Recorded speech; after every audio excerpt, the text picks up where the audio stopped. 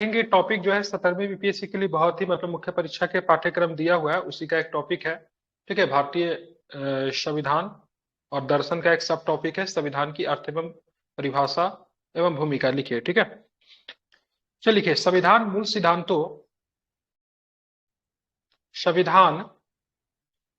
सिद्धांतों या स्थापित परंपराओं का एक मौलिक समूह होता है।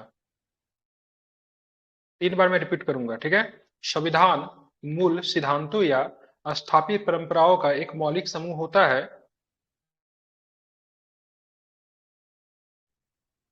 संविधान मूल सिद्धांतों या स्थापित परंपराओं का एक मौलिक समूह होता है। यह सरकार की संस्थाओं के संगठन, शक्तियों और सीमाओं के एक साथ यह सरकार की संस्थाओं के संगठन, शक्तियों और सीमाओं के एक साथ नागरिकों के अधिकार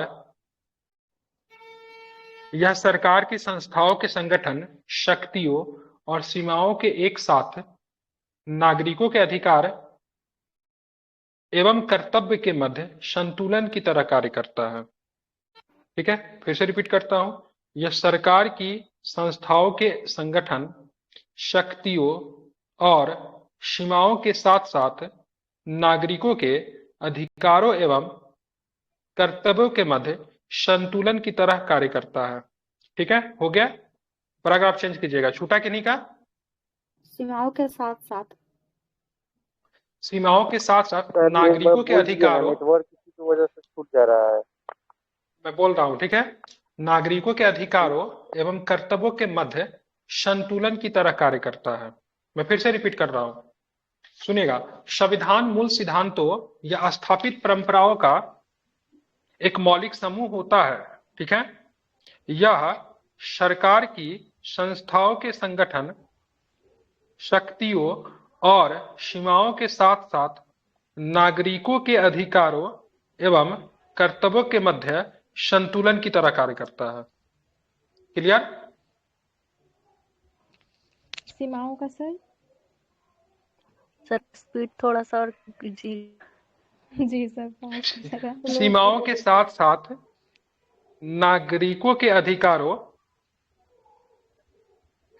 एवं कर्तव्यों के मध्य संतुलन की तरह कार्य करता है। स्पीड कम ही है, जिनका नेटवर्क खराब होगा ना तो उनको बहुत तेजी से सुनाई पड़ रहा होगा।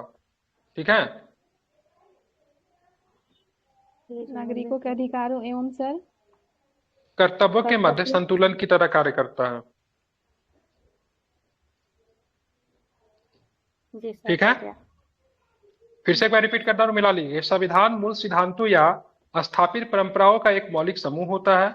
यह सरकार की संस्थाओं के संगठन, शक्तियों और सीमाओं के साथ साथ नागरिकों के अधिकारों एवं कर्तव्यों के मध्य संतुलन की तरह कार्य करता है। ठीक है, अब पैराग्राफ चेंज कहने का मतलब, मान लीजिए कोई सेंटेंस अगर यहां से लिखा हुआ है तो आप लोग यहां से लिखेंगे, थोड़ा सा स्पेस छोड़ के यहां से लिखेंगे। ठीक है, चलिए पैराग्राफ चेंज करके लिखिए। संविधान देश का सर्वोच्च कानून होता है। संविधान देश का सर्वोच्च कानून होता है। संविधान देश का सर्वोच्च कानून होता है। यह नागरिकों के अधिकार, सरकार की शक्ति, संविधान देश का सर्वोच्च कानून होता है। ठीक है, यह नागरिकों के अधिकार, सरकार की शक्ति और उसके कामकाज के तौर तरीकों का निर्धारण करता है।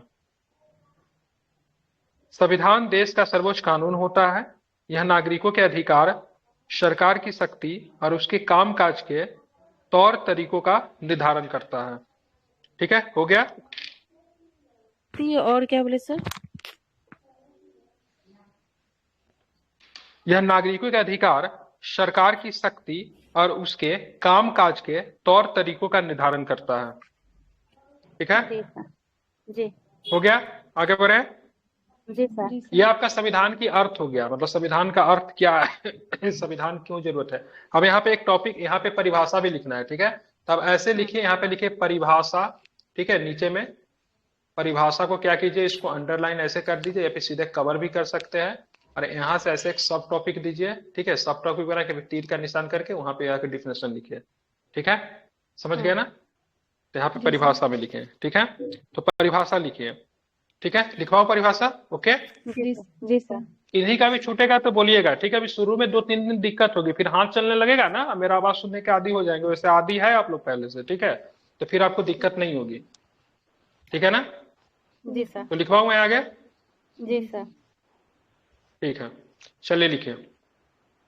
संविधान एक लिखित दस्तावेज होता है। संविधान एक लिखित दस्तावेज, कोई जरूरी नहीं है संविधान लिखित दस्तावेज, मैंने लिखा है संविधान जो होता है परंपराओं पर आधारित भी होता है।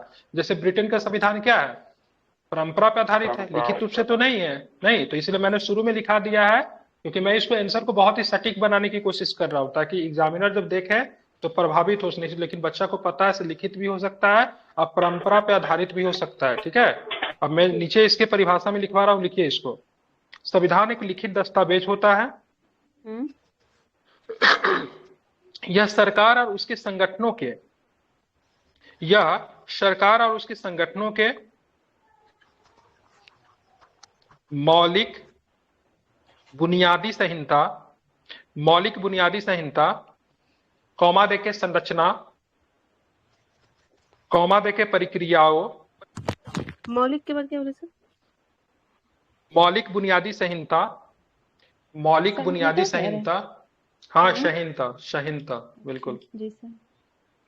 ठीक है, क्या होगा, संहिता ऐसे, ठीक है। मौलिक मौलिक बुनियादी संहिता, फिर से रिपीट कर रहा हूं, सुनिएगा, ठीक है। संविधान एक लिखित दस्तावेज होता है। यह सरकार और उसके संगठनों के मौलिक बुनियादी संहिता, मौलिक बुनियादी संहिता, उसके बाद कॉमा दिखेगा, वहां पे लिखेगा संरचना, क्या होता है, संरचना, फिर कॉमा देके, संरचना के बाद फिर कॉमा देके लिखिए प्रक्रियाओं, प्रक्रिया,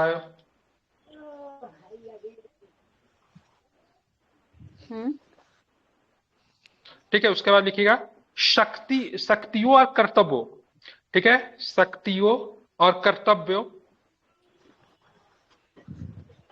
नागरिक के अधिकारों,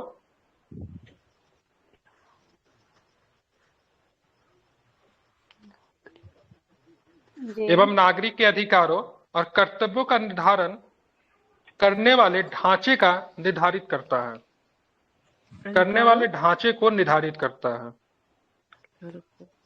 अधिकारों और कर्तव्य सर, कर्तव्यों का निर्धारण करने वाले ढांचे को निर्धारित करता है, ठीक है। फिर से रिपीट करूं क्या? एक बार कर दीजिए ना सर। एक बार फिर से रिपीट कर दे रहा हूं, सुन लीजिए, जहां पे लगा धीमे धीमे करो, आप लोग मिला लीजिएगा, शुरू से कर रहा हूं। संविधान एक लिखित दस्तावेज होता है। यह सरकार और उसके संगठनों के मौलिक बुनियादी संहिता, कौमा देके संरचना, कौमा देके प्रक्रियाओं, उसके बाद कौमा देके शक्तियों एवं कर्तव्यों और नागरिकों के अधिकारों और कर्तव्यों का निर्धारण करने वाले ढांचे को निर्धारित करता है, ठीक है, क्लियर। फिर पैराग्राफ चेंज करके लिखिए, उसी में पैराग्राफ चेंज करके, थोड़ा सा स्पेस छोड़ के पैराग्राफ चेंज करके लिखिएगा, ठीक है।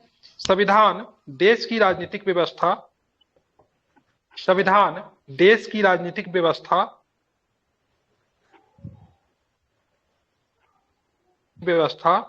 का बुनियादी ढांचा निर्धारित करता है। संविधान देश की राजनीतिक व्यवस्था का बुनियादी ढांचा निर्धारित करता है। राजनीतिक व्यवस्था का बुनियादी ढांचा निर्धारित करता है। यह सरकार बनाता है, यह सरकार बनाता है कि समाज में निर्णय लेने की शक्ति किसके पास होगी, ठीक है, ध्यान में रखिएगा। देखिएगा समाज क्या है, पावर गेमिंग बहुत चलता है, लेकिन सारा पावर एक के पास नहीं है, पावर का डिसेंट्रलाइज किया गया। कौन से पावर का कौन प्रयोग करेगा ये कौन तय करता है, संविधान तय करता है ना, क्योंकि लोग क्या होता है, पावर का भूखा होता है, man is the hungry of power, ठीक है। तो मैन आदमी क्या चाहता है, पावर का एकीकृत हो जाए, लेकिन संविधान क्या करता है, पावर को बांटता है। तो निर्णय कौन करता है, संविधान करता है, ठीक है। तो संविधान देश, एक मिनट, संविधान देश की राजनीतिक व्यवस्था का बुनियादी ढांचा निर्धारित करता है, यह सरकार बनाता है, और यह भी स्पष्ट करता है कि समाज में निर्णय लेने की शक्ति किसके पास होगी, ठीक है। कर रहा हूं। संविधान देश की राजनीतिक व्यवस्था का बुनियादी ढांचा निर्धारित करता है, यह सरकार बनाता है और यह भी स्पष्ट करता है कि समाज में निर्णय लेने की शक्ति किसके पास होगी। जी सर। ठीक है, जब सभी लोग बोलेंगे आगे बढ़ने के लिए तो ही आगे बढ़ूंगा, बताइएगा। जी सर, हो गया। Yes sir. संविधान, उसके बाद आगे लिखेगा, संविधान यह तय करता है कि सरकार कैसे निर्मित होगी। ठीक है, संविधान यह तय करता है कि सरकार कैसे निर्मित होगी। लिखे सर। ठीक है, संविधान यह तय करता है कि सरकार कैसे निर्मित होगी। ठीक है, अब इसका संविधान का भूमिका हमको लिखना है। ठीक है, तो जैसे हमने बोला था, तो यहाँ पे आपने लिखा था ना, जैसे मैंने बोला था ना, इस तरीके से परिभाषा लिखे थे, उसी तरह उसमें भूमिका डालिए, क्योंकि तीसरा इसमें भूमिका है। भूमिका को फिर डैश देके भूमिका इसका लिखिए, मतलब संविधान का भूमिका क्या होता है। ठीक है, सर अभी बोले संविधान यह तय करती है कि। बहुत कम हाथ चलता है। ठीक है, संविधान यह तय करता है कि सरकार कैसे निर्मित होगी। ठीक है, नहीं तो पता चलेगा कोई ऑटोक्रेसी बना दिया तो कोई मतलब अपना ही मतलब सरकार चला रहा है। ठीक है, सरकार कैसे बनेगी इसका एक प्रक्रिया होता है। ठीक है, प्रक्रिया होता है, वो प्रक्रिया कहाँ दिया हुआ है, संविधान में दिया हुआ है कि भाई साहब मुख्यमंत्री की नियुक्ति होगी, मुख्यमंत्री नियुक्ति होगी। ठीक है, जो कि राज्यपाल करेंगे, प्राइम मिनिस्टर की नियुक्ति कौन का, प्रेसिडेंट करेंगे। ठीक है, फिर प्रेसिडेंट को शपथ सुप्रीम कोर्ट का मुख्य न्यायाधीश दिलाएगा। इस तरह का प्रक्रिया कहाँ पे है, एडमिनिस्ट्रेशन को संविधान में दिया हुआ है। ठीक है, तो संविधान यह भी तय करता है, संविधान यह तय करता है कि सरकार कैसे निर्मित होगी। ठीक है, चलिए आप भूमिका में लिखिए। ठीक है, भूमिका में लिखेंगे संविधान। ठीक है, संविधान लिखे, थोड़ा सा कॉमा दे दीजिएगा, संविधान ऐसे लिखेगा, संविधान लिख के, ठीक है, ऐसे थोड़ा सा कॉमा दे दीजिए। ठीक है, संविधान सरकारों को भी दिशा दिखाने का कार्य करता है। संविधान सरकार को दिशा दिखाने का काम करता है। सरकारों कर सकते हैं क्योंकि कई तरह के सरकार होते हैं, इसलिए सरकारों कर दीजिए। ठीक है, संविधान सरकारों को भी दिशा दिखाने का कार्य करता है। हाँ बिल्कुल, ठीक है। उसके बाद देखिए, आगे लिखिए। ठीक है, संविधान ही हमें, ठीक है, संविधान ही हमें बताता है कि समूची व्यवस्था कैसे काम करेगी। ठीक है, जहां पे कैसे काम करेगी के बाद आप लोग लाइन ऐसे देते हैं कि नहीं, कि डायरेक्ट सब एक ही लाइन में लिख रहे हैं। इसको क्या बोलते हैं, जो घिसते जो है हम लोग, ऑब्लिक। ऑब्लिक तो नहीं बोलते, कुछ और बोल। ठीक है, जैसे मान लीजिए यहाँ पे ये खत्म हो रहा था, ऐसे करके दे देते हैं ना। ठीक है, तो वो दीजिएगा पूर्ण विराम, तो जो भी बोलते हैं जैसे इसे देते हैं ना, तो हाँ जो भी, नहीं अरे कुछ भी बोलते हैं बस वो दीजिएगा। ठीक है, दीजिएगा, चलिए हटाइए वो। ठीक है, संविधान ही हमें बताता है कि समूची व्यवस्था कैसे काम करेगी। लिख लिया, समूची सर। हाँ हाँ, संविधान ही हमें बताता है कि समूची व्यवस्था कैसे काम करेगी। माइक बंद कर लीजिए, सुरेश कुमार जी माइक बंद कीजिए। ठीक है, संविधान ही हमें बताता है कि समूची व्यवस्था कैसे काम करेगी। इसके अंतर्गत चुनाव प्रणाली, ठीक है, चुनाव प्रणाली के बाद कॉमा दीजिएगा, जैसे ऐसे लिखेगा चुनाव, ठीक है, प्रणाली, ठीक है, फिर कॉमा देखे। ठीक है, सरकार का गठन, सरकार का गठन, सरकार का गठन, ऐसे करके सरकार का गठन। ठीक है, सरकार का गठन लिखने के बाद ब्रैकेट में, ठीक है, सरकार के गठन लिखने के बाद ब्रैकेट में एवं उसका निलंबन भी, मतलब संविधान में सरकार का गठन के साथ साथ सरकार का निलंबन कैसे होगा उसके बारे में भी चीजें लिखी हुई है। ठीक है, तो चुनाव प्रणाली के बाद कॉमा देके सरकार का गठन, ब्रैकेट में लिखिएगा एवं उसका निलंबन भी। ठीक है, निलंबन भी बंद कर दीजिए, फिर कॉमा दीजिए। ठीक है, शक्तियों का बंटवारा, शक्तियों का बंटवारा मतलब डिस्ट्रीब्यूशन ऑफ पावर। ठीक है, क्या होता है, शक्तियों का बंटवारा, डिस्ट्रीब्यूशन ऑफ पावर। ठीक है, फिर उसको कॉमा देके अधिकारों की रक्षा इत्यादि जैसे गंभीर एवं जटिल मुद्दे आते हैं। ठीक है, इत्यादि जैसे, जब यहाँ पे लगे से बहुत सारा कुछ लिखना है और अब लिख नहीं सकते, इत्यादि लगा दीजिए। ठीक है, इत्यादि वगैरह का प्रयोग कीजिए। ठीक है, इत्यादि जैसे गंभीर एवं जटिल मुद्दे आते हैं। सर ये सेंटेंस फिर से बोलिएगा, मेरा नेटवर्क मैं फिर से रिपीट कर रहा हूँ। ठीक है, मैं शुरू से रिपीट कर रहा हूँ। संविधान सरकारों को भी दिशा दिखाने का कार्य करता है। संविधान ही हमें बताता है कि, ठीक है, समूची व्यवस्था कैसे काम करेगी। इसके अंतर्गत चुनाव प्रणाली, सरकार का गठन ब्रैकेट में लिखना था एवं उसका निलंबन भी, कॉमा देके, शक्तियों का बंटवारा, अधिकारों की रक्षा इत्यादि जैसे गंभीर एवं जटिल मुद्दे आते हैं। आकांक्षा को बोलिए थोड़ा टीवी का ठीक है, टीवी का आवाज थोड़ा कम करो। माइक बंद करके टीवी की आवाज बंद कीजिए। ठीक है, क्लियर? छूटा क्या कि नहीं का? नहीं सर।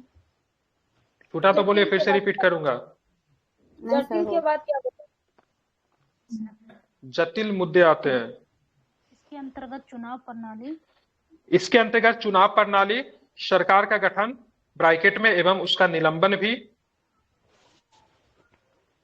शक्तियों का बंटवारा, शक्तियों का बंटवारा या फिर पृथक्करण भी कर सकते हैं, शक्तियों का पृथक्करण भी कर सकते हैं। ठीक है, बंटवारा या फिर पृथक्करण जो अच्छा लगे, कौमा देके अधिकारों की रक्षा इत्यादि जैसे गंभीर एवं जटिल मुद्दे आते हैं। ठीक है, हो गया? पैराग्राफ चेंज कीजिए।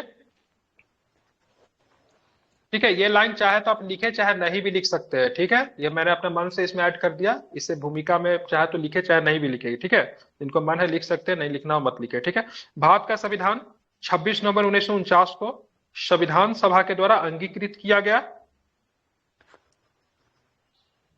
और यह 26 जनवरी 1950 को पूर्ण रूप से लागू हुआ। ठीक है, जिनको मन है छोड़ भी सकते हैं, अगर लिख ले कोई दिक्कत नहीं, लिखेंगे तो अच्छा ही रहेगा। भारत का संविधान 26 नवंबर 1949 को संविधान सभा के द्वारा अंगीकृत किया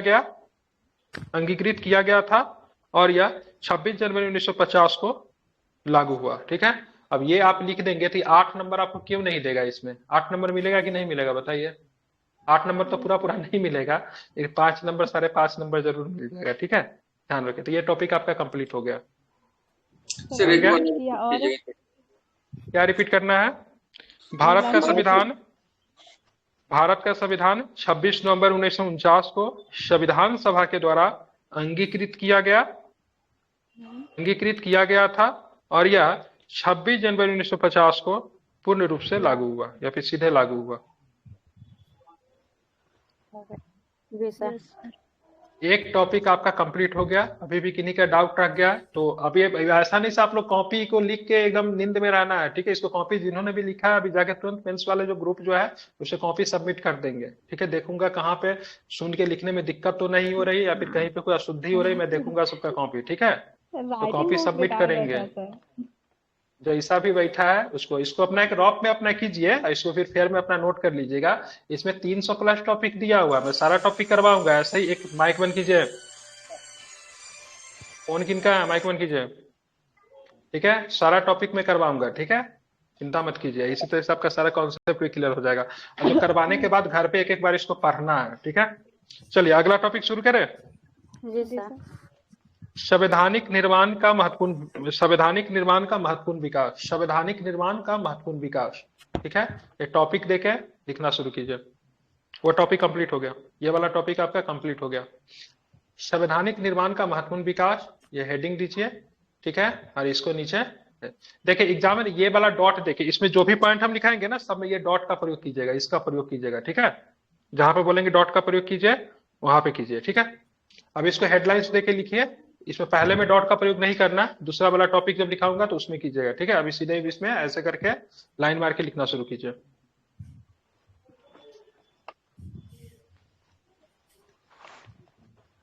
ठीक है, चलिए संवैधानिक निर्माण का महत्वपूर्ण विकास लिखना शुरू कीजिए। ठीक है, लिखवाओ। जी सर। जी सर।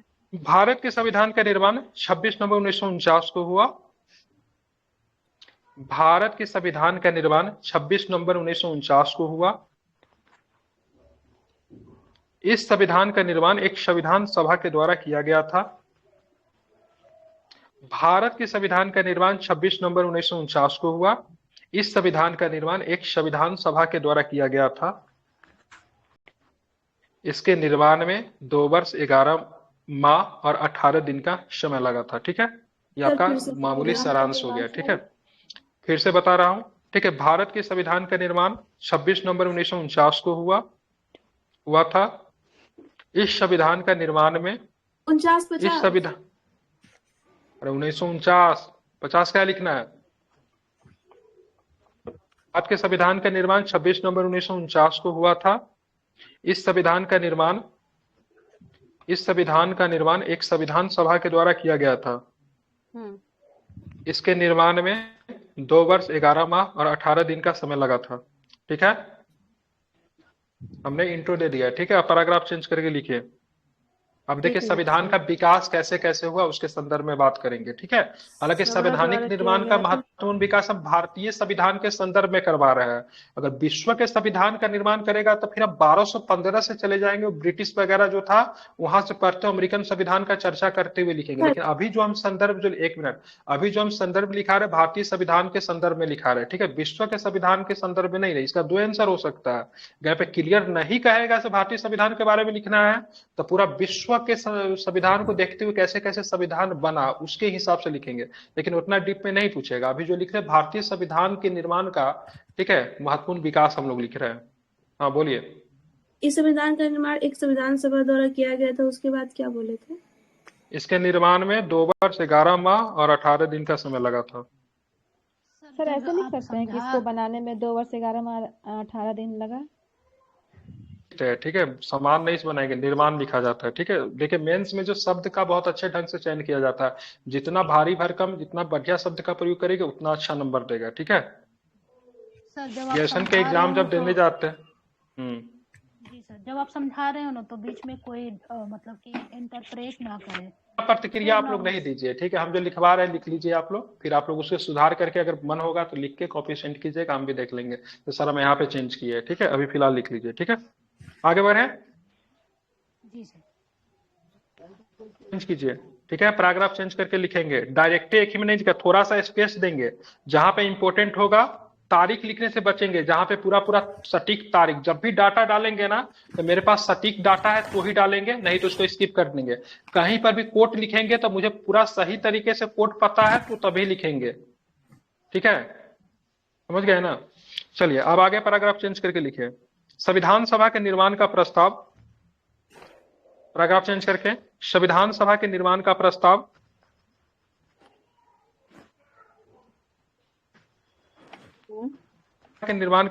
सर्वप्रथम वर्ष 1934 में, संविधान सभा के निर्माण का प्रस्ताव सर्वप्रथम वर्ष 1934 में एम एन राय के द्वारा रखा गया था।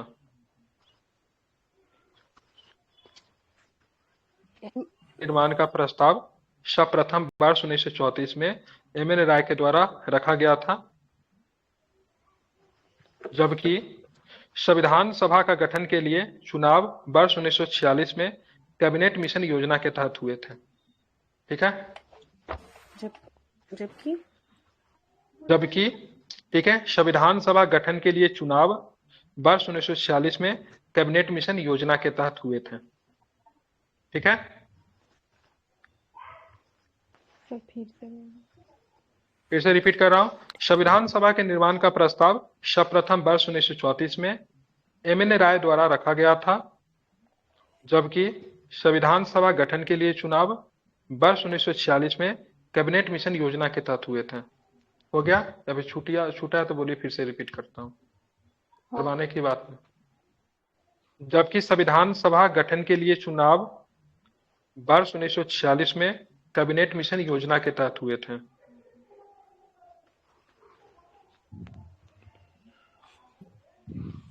चलिए बिंदी देके लिखिए, इसको बिंदी देना है, या फिर आप करेंगे तो ऐसे कर सकते हैं, मन है तो स्टार बना लीजिए, जो मन है सो कीजिए, लेकिन कीजिए जरूर। ठीक है, वैसे बिंदी देना ज्यादा अच्छा होता है। ठीक है, चलिए देके लिखिए, थोड़ा सा स्पेस छोड़ दीजिए, उसके लिए बिंदी दीजिए। पैराग्राफ नहीं चेंज करना, मतलब दूसरा पॉइंट हम लिखवा रहे हैं। ठीक है, उसी में मत मर्ज कीजिएगा। ठीक है, चलिए लिखिए। संविधान सभा की प्रथम बैठक का आयोजन, संविधान सभा की प्रथम बैठक का आयोजन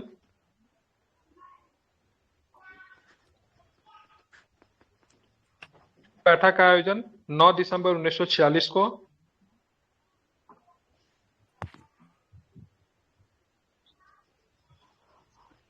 आयोजन 9 दिसंबर 1946 को दिल्ली स्थित काउंसिल ऑफ चैम्बर के पुस्तकालय भवन में हुआ था। संविधान सभा की प्रथम बैठक का आयोजन 9 दिसंबर 1946 को दिल्ली स्थित काउंसिल ऑफ चैम्बर के पुस्तकालय भवन में हुआ था।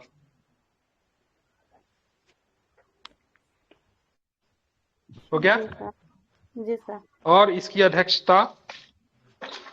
अध्यक्षता सभा के सबसे बुजुर्ग सदस्य सच्चिदानंद सिन्हा जी ने की थी। सच्चिदानंद सिन्हा जी ने की थी। ठीक है, सच्चिदानंद सिन्हा को अंडरलाइन कर दीजिएगा।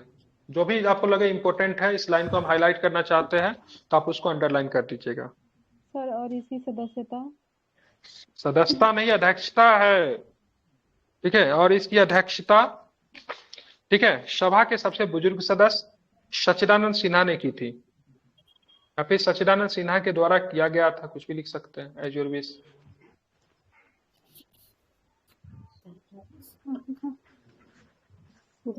जी सर। वह सभा के अस्थायी अध्यक्ष चुने गए थे।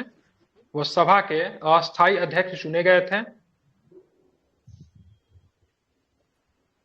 वह सभा के अस्थायी अध्यक्ष चुने गए थे।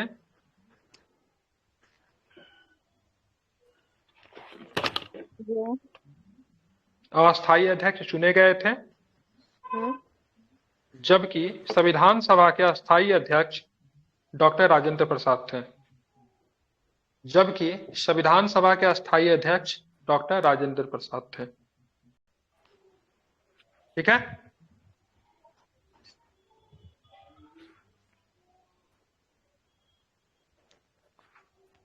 जी सर। ठीक है, हो गया। आप दूसरा बिंदी देके पॉइंट लिखिए। ठीक है, वो छूट के, वो उसको हटा के दूसरा में लिखिए। दूसरा पैराग्राफ शुरू कीजिए। ठीक है, बिंदी देके लिखिए। ठीक है, क्या नंबर नहीं देना है?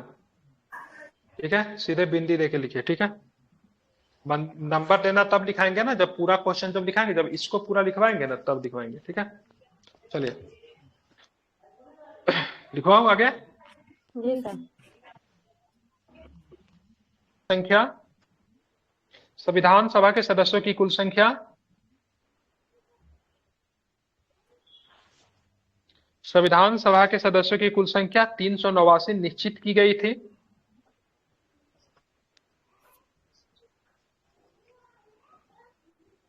संविधान सभा के सदस्यों की कुल संख्या 389 निश्चित की गई थी, जिनमें 292 प्रतिनिधि ब्रिटिश प्रांतों के, जिनमें 292 प्रतिनिधि ब्रिटिश प्रांतों के, जिनमें 292 प्रतिनिधि को अंडरलाइन कीजिए, 292 प्रतिनिधि ब्रिटिश प्रांतों के, 4 चीफ कमिश्नरी कर दीजिएगा, उसको भी अंडरलाइन कीजिए, और 93 प्रतिनिधि देशी रियासतों के थे। संविधान सभा के सदस्यों की कुल संख्या 389 निर्धारित की गई थी, जिनमें 292 प्रतिनिधि ब्रिटिश प्रांतों के, 4 चीफ कमिश्नर या फिर 4 चीफ कमिश्नरी, अगर मन हो, अगर ज्यादा अच्छा मन हो तो चारों कमिश्नरी का नाम लिख सकते हैं।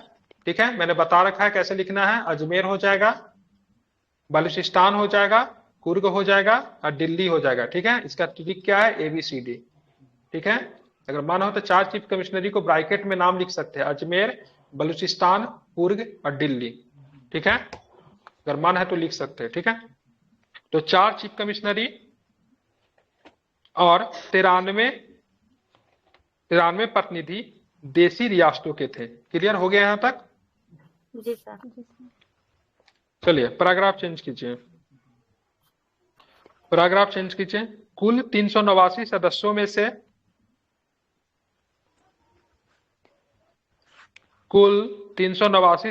में से प्रांतों के लिए निर्धारित 296 सदस्यों के लिए चुनाव हुए। कुल 389 सदस्यों में से प्रांतों के लिए निर्धारित 296 सदस्यों के लिए चुनाव हुए।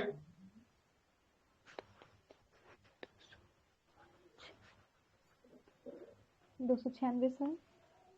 296 सदस्यों के लिए चुनाव हुए, जिनमें कांग्रेस 208 वोट, अंडरलाइन कर दीजिएगा, मुस्लिम लीग 73 वोट,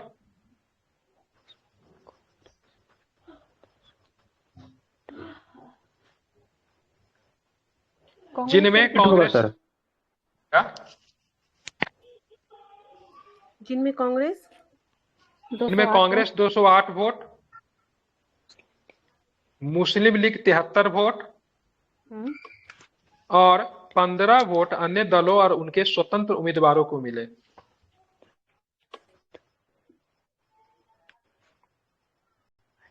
ठीक है, सर, हो गया। एक बार फिर से फिर से रिपीट कर रहा हूं, कुल 389, एक मिनट, कुल 389 सदस्यों में से प्रांतों के लिए निर्धारित, कुल 389 सदस्यों में से प्रांतों के लिए निर्धारित 296 सदस्यों के लिए चुनाव हुए, जिनमें से कांग्रेस 208 वोट, मुस्लिम लीग 73 वोट और 15 वोट अन्य दलों और उनके स्वतंत्र उम्मीदवारों को मिले थे।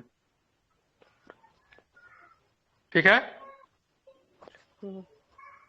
मुस्लिम लीग 73 वोट और 15 वोट अन्य दलों और उसके स्वतंत्र उम्मीदवारों को मिले थे। क्लियर? जी सर। अब बिंदी देखे, अगला टॉपिक लिखे, मतलब अगला पॉइंट लिखे। ठीक है, संविधान सभा में प्रांतों या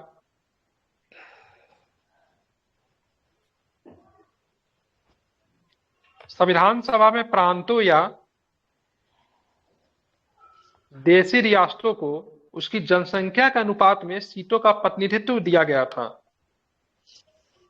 संविधान सभा में प्रांतों या देशी रियासतों को उसकी जनसंख्या के अनुपात में सीटों का प्रतिनिधित्व दिया गया था। ठीक है, संविधान सभा में प्रांतों या देशी रियासतों को उसकी जनसंख्या के अनुपात में सीटों का प्रतिनिधित्व दिया गया था। हो गया? ठीक है, जी सर, हो गया सर। हैदराबाद रियासत के प्रतिनिधियों ने संविधान सभा में भाग नहीं लिया था। हैदराबाद संविधान सभा में प्रांतों या देशी रियासतों को उसकी जनसंख्या के अनुपात में सीटों का प्रतिनिधित्व दिया गया था। हैदराबाद रियासत के प्रतिनिधियों ने संविधान सभा में भाग नहीं लिया था। हैदराबाद सर। रियासत के प्रतिनिधियों ने संविधान सभा में भाग नहीं लिया था। यस। या फिर हैदराबाद रियासत के प्रतिनिधियों ने संविधान सभा को बहिष्कार किया था, लेकिन बहिष्कार करना ठीक नहीं होगा, सीधे लिखे हैदराबाद रियासत के प्रतिनिधियों ने संविधान सभा में भाग नहीं लिया था। ठीक है, हो गया। अगला बिंदी बना के लिखे, पॉइंट लिखे।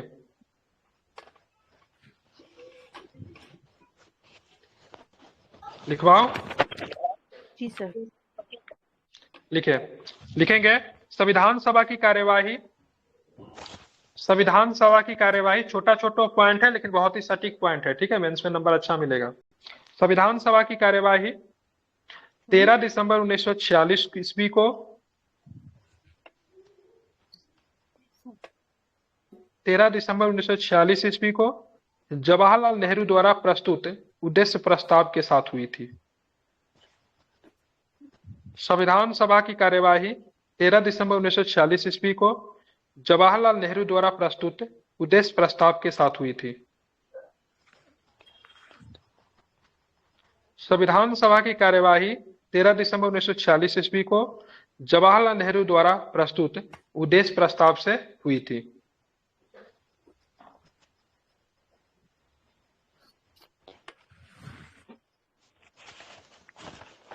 ठीक है, लिख लिया आपने? फिर से रिपीट कर दो। संविधान सभा की कार्यवाही 13 दिसंबर 1946 ईस्वी को जवाहरलाल नेहरू द्वारा प्रस्तुत उद्देश्य प्रस्ताव के साथ हुई थी। चलिए अगला पॉइंट लिखिए, वही बिंदी बनाकर। ठीक है, भारत के संविधान का निर्माण एक संविधान सभा द्वारा किया गया था।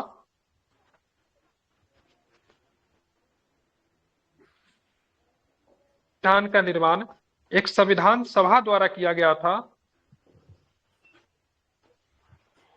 भारत के संविधान का निर्माण एक संविधान सभा द्वारा किया गया था और इस सभा में 13 समितियां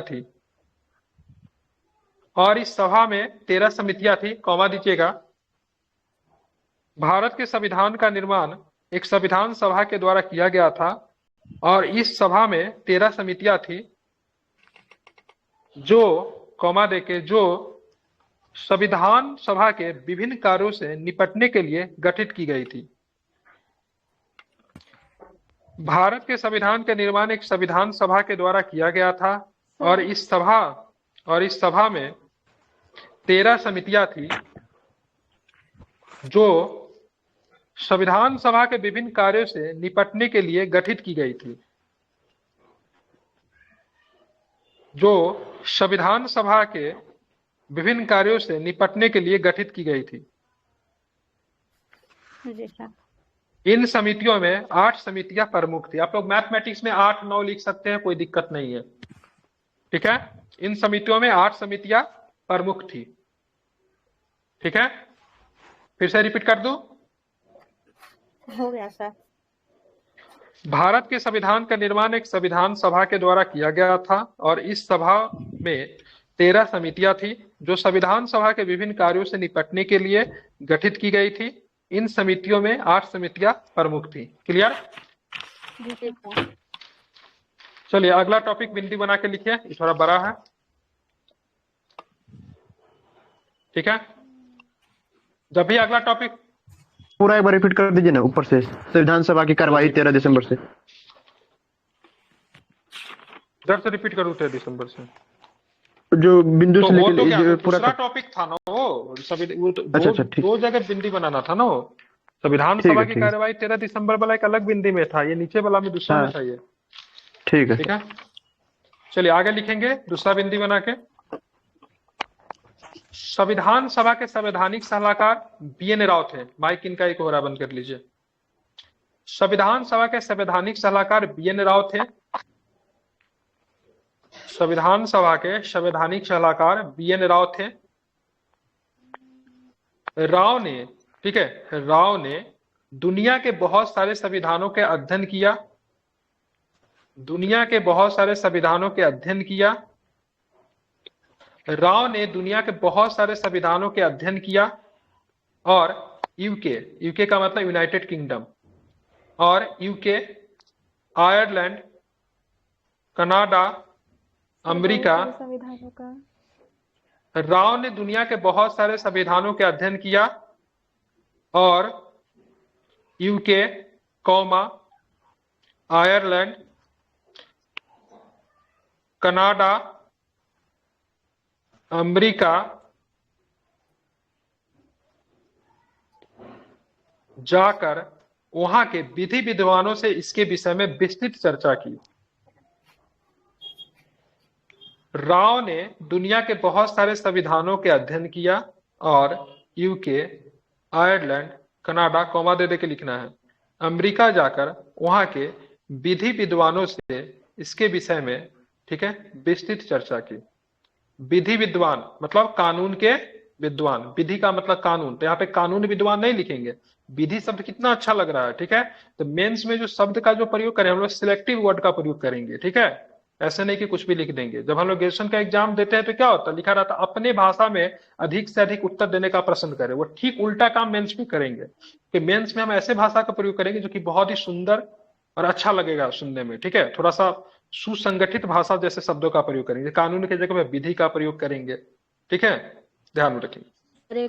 वहाँ के विधि निर्माण विशेषज्ञों, एक मिनट सुन लीजिए, ठीक है।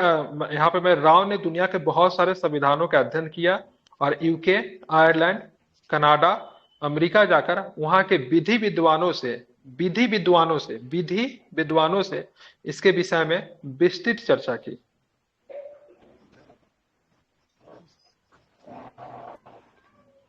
चलो हो गया, पैराग्राफ चेंज कीजिए, इसी में लिखना है पैराग्राफ चेंज करके। फिर अक्टूबर 1947 में उन्होंने संविधान का ड्राफ्ट तैयार किया।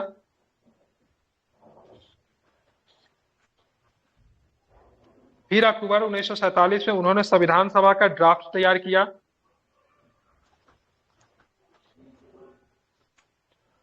फिर अक्टूबर 1947 में उन्होंने संविधान सभा का ड्राफ्ट तैयार किया और इस ड्राफ्ट को भीमराव अंबेडकर की अध्यक्षता वाली 7 सदस्यीय ड्राफ्टिंग कमेटी को सौंप दिया। प्रारूप समिति भी लिख सकते हैं इसकी जगह पे। और इस ड्राफ्ट को फिर अक्टूबर 1947 में उन्होंने संविधान सभा का ड्राफ्ट तैयार किया और इस ड्राफ्ट को, ठीक है, भीमराव अंबेडकर की अध्यक्षता वाली 7 सदस्यीय ड्राफ्टिंग कमेटी को सौंप दिया। ठीक है, ड्राफ्टिंग कमेटी की जगह पे प्रारूप समिति भी लिख सकते हैं। फिर अक्टूबर 1947 में उन्होंने संविधान का ड्राफ्ट तैयार किया या फिर प्रारूप तैयार किया और इस ड्राफ्ट को या फिर प्रारूप को भीमराव अंबेडकर की अध्यक्षता वाली 7 सदस्यीय ड्राफ्टिंग कमेटी को सौंप दिया। ठीक है, ड्राफ्टिंग लिखने आता है ना, ऐसे लिखेंगे। ठीक है, ठीक है। सर फिर से एक बार बोलिए। भीमराव अंबेडकर की अध्यक्षता वाली 7 सदस्यीय ड्राफ्टिंग कमेटी को सौंप दिया। प्रारूप समिति सर इसी को बोलेंगे ना? हाँ, प्रारूप समिति ड्राफ्टिंग कमेटी को ही प्रारूप समिति बोलता है। आप लोग प्रारूप समिति का भी प्रयोग कर सकते हैं। तो ड्राफ्टिंग मतलब होता है हिंदी। हाँ, फिर अक्टूबर 1947 में उन्होंने संविधान का ड्राफ्ट तैयार किया और इस ड्राफ्ट को, ठीक है, भीमराव अंबेडकर की अध्यक्षता वाली 7 सदस्यीय ड्राफ्टिंग कमेटी को सौंप दिया। ठीक है, चलिए पैराग्राफ चेंज करके लिखें।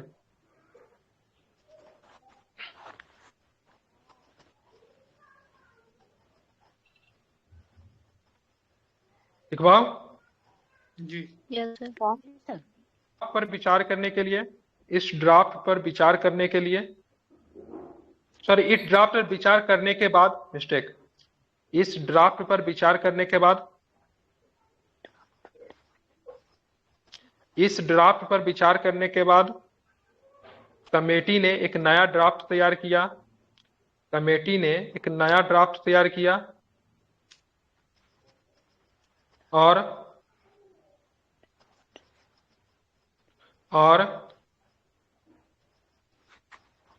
इसके विषय में संविधान सभा से सुझाव मांगे।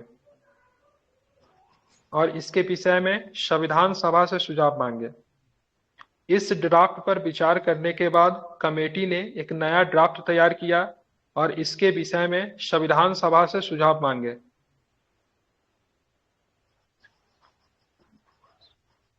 जी सर। हो गया? जी। हो गया, आगे बढ़े। जी सर। ठीक है, दिए गए और बदले हुए ड्राफ्ट के सभी प्रावधानों पर, दिए गए मतलब पहले से जो दिया गया था, बाद में जो बदला गया, दिए गए और बदले गए ड्राफ्ट के सभी प्रावधानों पर और बदले गए ड्राफ्ट के सभी प्रावधानों पर 1 वर्ष तक चर्चा हुई।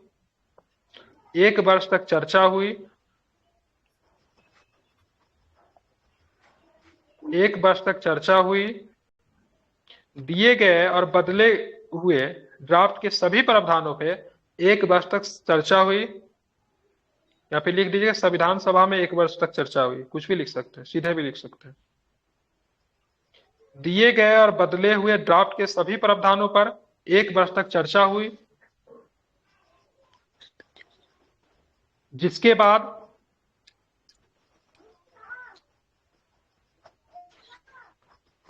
संविधान को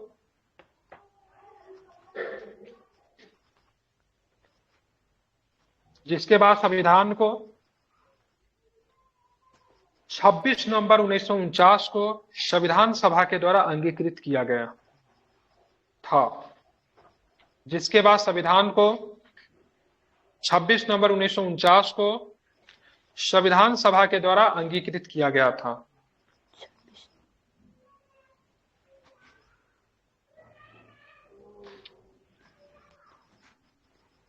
सर। ठीक है, चलिए उसका बिंदी बना के दूसरा पॉइंट लिखिए।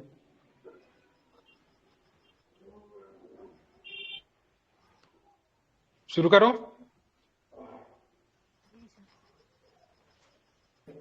लिखेंगे 26 जनवरी 1950 को संविधान को पूरी तरह से लागू 26 जनवरी 1950 को संविधान को पूरी तरह से लागू कर दिया गया या फिर लागू हो गया। 26 जनवरी 1950 को संविधान पूरी तरह से लागू हो गया।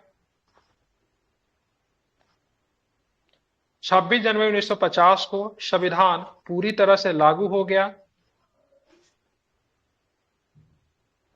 लिख लिए। 26 जनवरी 1950 को संविधान पूरी तरह से लागू हो गया। मूल संविधान में कुल 22 भाग, 395 अनुच्छेद और 8 अनुसूचियां थी। मूल संविधान में, ठीक है, कुल 22 भाग, 395 अनुच्छेद और 8 अनुसूचियां थी। मूल संविधान में कुल 22 भाग, 395 अनुच्छेद और 8 अनुसूचियां थी, जबकि वर्तमान में इसमें 470 अनुच्छेद अकॉर्डिंग टू लक्ष्मीकांत, 25 भाग और 12 अनुसूचियां हैं। जबकि वर्तमान में इसमें 470 अनुच्छेद, 25 भाग और 12 अनुसूचियां हैं। जी सर। रिपीट कर रहा हूं शुरू से। 26 जनवरी 1950 को संविधान पूरी तरह से लागू हो गया। मूल संविधान में कुल 22 भाग, 395 अनुच्छेद और 8 अनुसूचियां थी, जबकि वर्तमान में इसमें 470 अनुच्छेद, 25 भाग और 22 अनुसूचियां है।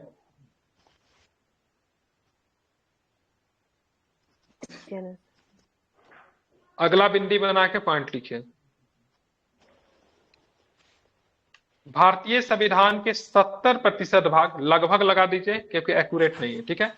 भारतीय संविधान के लगभग 70% भाग को 1935 के भारत सरकार अधिनियम से लिया गया है। भारतीय संविधान के 70% भाग को 1935 के भारत सरकार के अधिनियम से लिया गया है। भारतीय संविधान के 70% भाग को 1935 के भारत सरकार अधिनियम से लिया गया है, जबकि अन्य प्रावधानों को अलग अलग देशों से लिया गया है। जबकि अन्य प्रावधानों के अलग अलग देशों से लिया गया है, ठीक है। फिर से रिपीट कीजिए ना। लिखिए, भारतीय संविधान के 70% भाग को 1935 के भारत सरकार अधिनियम से लिया गया है, जबकि अन्य प्रावधानों को अलग अलग देशों से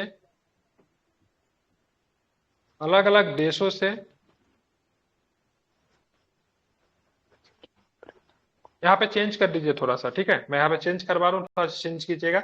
भारतीय संविधान के 70% भाग 1935 के भारत सरकार अधिनियम से लिया गया है, जबकि अन्य प्रावधान अलग अलग देशों से, ठीक है, प्रभावित है।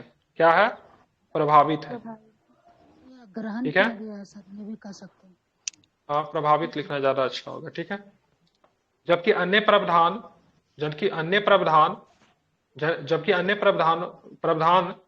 अलग अलग देशों से प्रभावित है।